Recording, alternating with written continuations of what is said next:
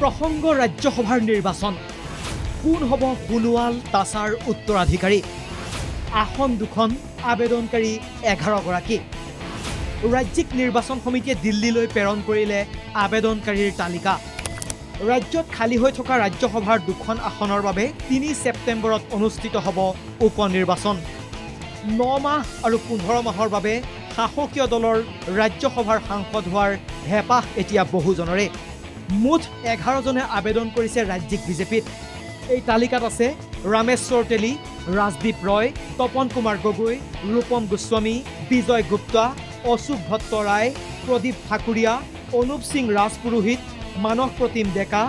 ৰেখাৰাণী দাসবড়ো আৰু আবেদন কৰিছে মিছন ৰঞ্জন দাসেও নিৰ্বাচনৰ দিন চূড়ান্ত হোৱাৰ পিছতেই সোমবাৰে কইনাধৰাস্থিত 1 নং ৰাজ্যিক অতিথিশালাত অনুষ্ঠিত হয় ৰাজ্যিক বিজেপিৰ নিৰ্বাচন সমিতিৰ বৈঠক মুখ্যমন্ত্ৰী হিমন্ত বিশ্ব শৰ্মা কেন্দ্ৰীয় মন্ত্ৰী সৰ্বানন্দ সোণোৱাল ৰাজ্যিক বিজেপিৰ সভাপতি ভৱেশ কলিতাৰ লগতে সমিতিৰ সদস্যসকল মিলিত হয় প্ৰাৰ্থিত্ব কেন্দ্ৰিক বিষয়ক লৈ এনে অৱস্থাত প্ৰাৰ্থিত্ব বাছনিৰ ক্ষেত্ৰত যাতে ৰাজ্যিক বিজেপি ৰুখত নপৰে তাৰ বাবে 11 জন আবেদনকাৰীৰ নাম প্ৰেৰণ কৰিছে ৰাষ্ট্ৰীয় নেতৃত্বলৈ দীঘলীয়া আলোচনা হ'ল এই আলোচনা মৰ্মে আটাইকেইজন প্ৰাৰ্থীৰ নাম আমি দিল্লীলৈ প্ৰেৰণ কৰিছোঁ আৰু আমাৰ ৰাষ্ট্ৰীয় সমিতিৰ লগতে পাৰ্লিমেণ্টাৰী বোৰ্ডে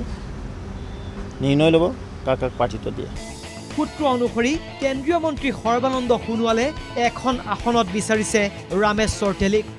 কিয়নো ৰামেশ্বৰ তেলীক বঞ্চিত কৰিয়েই সোণোৱালে নিৰ্বাচন খেলিছিল ডিব্ৰুগড়ত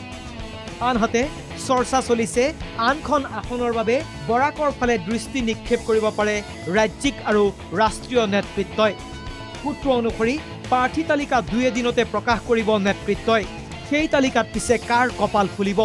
কোন বিমুখ হ'ব সেয়াও স্পষ্ট হ'ব অতি শীঘ্ৰে কেমেৰা পাৰ্চন বিনয় কলিতা আৰু সঞ্জয়ৰ সৈতে বঞ্জিত কলিতা আৰু লক্ষ্যজিৎ গোহাঁইৰ ৰিপৰ্ট NKTV